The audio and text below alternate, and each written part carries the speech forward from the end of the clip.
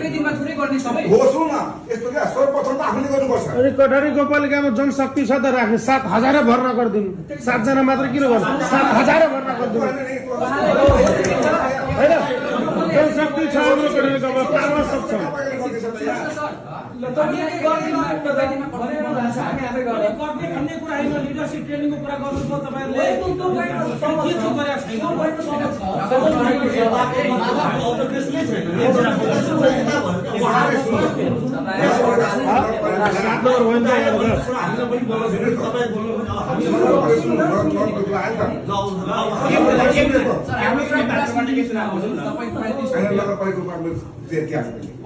नगरपालिकाहरू सबै जान्छ नि त कुनै गाउँमा जानु होला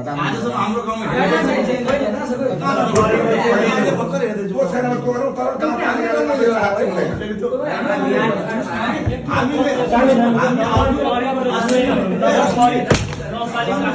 एकछिन बस्नु